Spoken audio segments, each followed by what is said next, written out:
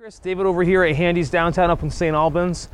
Just wanted to do this quick YouTube video like you and I discussed this morning on the phone when you called in about the Rock Warrior here. You know, not only obviously introducing myself, but more importantly, just going over the truck.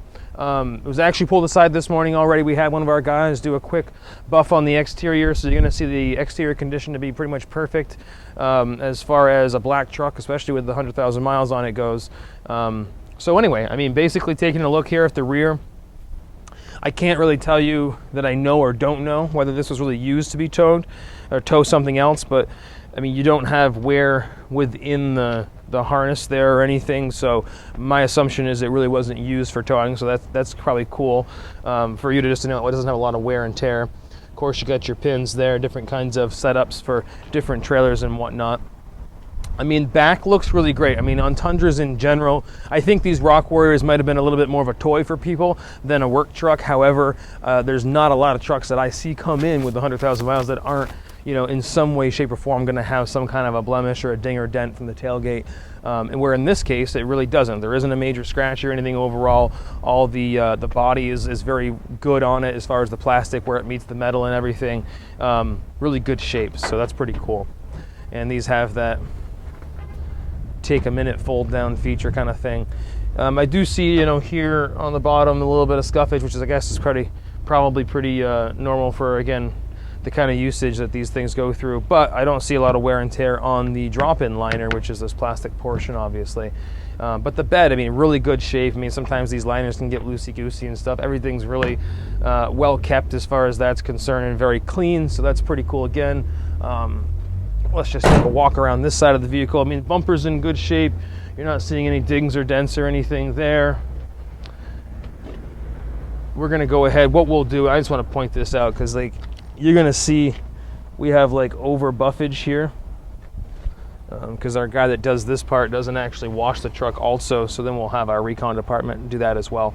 I want to point out these tires. I mean, obviously, something that's kind of came on these vehicles that made them what they are these particular beaded alloy wheels, very unique to the TRD performance vehicles. A couple FJs and, you know, different kind of vehicles that have them, but you don't see a lot of them out there.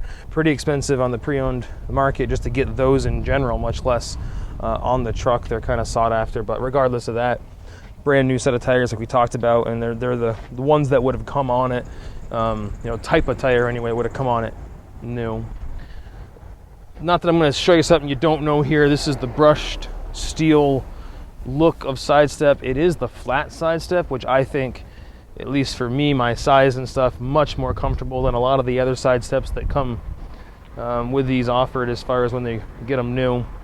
Coming around the front, I mean, you've got really great shape here. I mean, you know, at a certain point, obviously, you're understanding it's a 109,000 mile truck, but I mean, I have some expectations, if you will, that sometimes you're going to have a ding or dent, and really, I mean, I'm not seeing anything on this that screams out to me, you know, a problem. Basically, your front looks great, your grille looks great, your hood looks good. You did have a rock deflector, or what you want to call it there, from the previous owner.